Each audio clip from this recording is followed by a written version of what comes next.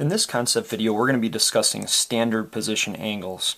Before we get to the standard position stuff, let's just talk about what an angle is. You can see in blue, I've written down a good working definition for an angle. An angle is formed by rotating one of two rays that have a common endpoint, which we call the vertex. I'll write that down in our diagram. Now, for those of you that are watching this video, please make sure, if that was too fast, hit pause and write down the definition. Take as much time as you need.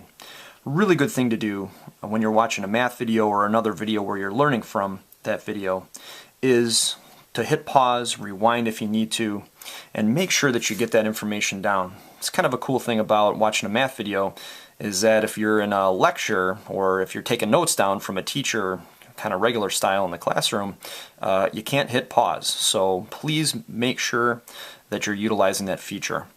Also, if you do have anything out right now that's not going to help you watch this video, for instance, if you have an MP3 player, your phone, if you're watching TV right now, turn those devices off. I need you totally focused on this video. Moving on, we're going to discuss some different parts of this angle. Keep in mind that our angle was formed by rotating just one of the two rays. So the ray that does not move is going to be called the initial side of the angle. So this ray right here.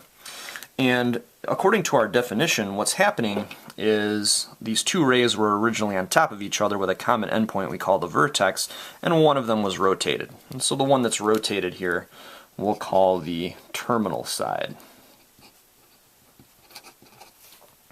What is formed then is the angle. And our rotation, our direction of rotation does matter. I'm going to use the variable theta to mean that angle.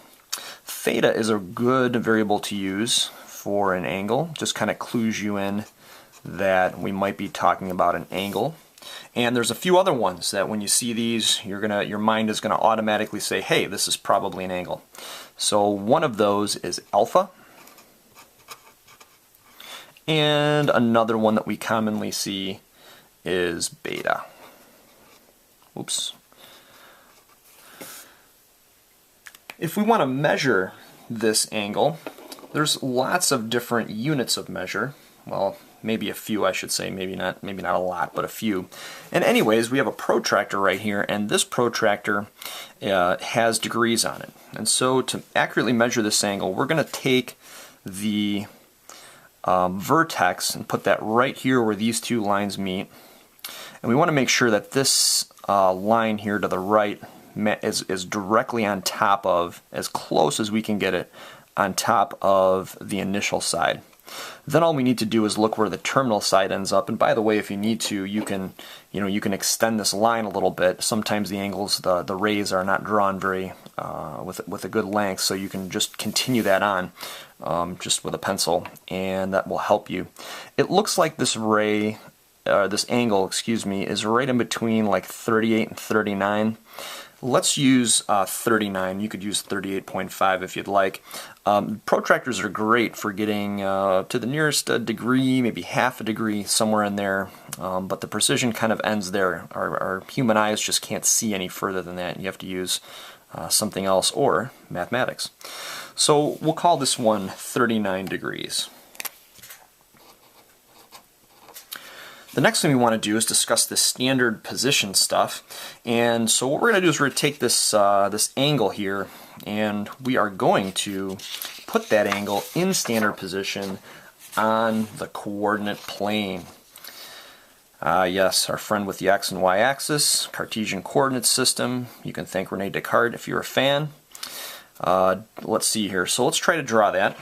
And all we need to do now is we're going to place this vertical line and this horizontal line directly on the axes, and then we can make a little mark. And I probably should have a pencil here, and I don't, but we can do this here just like this. So we've got 39 degrees right here, and then we can just use the side of the protractor as a straight edge, and we'll try to draw this as accurately as we can.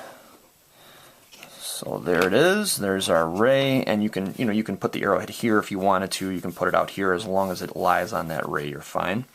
You don't want to continue the line, I suppose, but the length of this ray really doesn't make any difference. Just so that it's that you notice it, that you can see it. This ray over here, this is the initial side. So the key with a standard position angle is that the initial side is on the positive x-axis. And it's always going to be like that. If we want to draw an angle in standard position, you know that the initial side is right here on the positive x-axis. The direction of rotation for this angle started off in this direction. This question says, does the direction of rotation matter? Yes, absolutely it does. And so we need to define that. And we're going to define that as being a counterclockwise revolution. So that's what this is. This is counterclockwise, moves against the hands of a clock.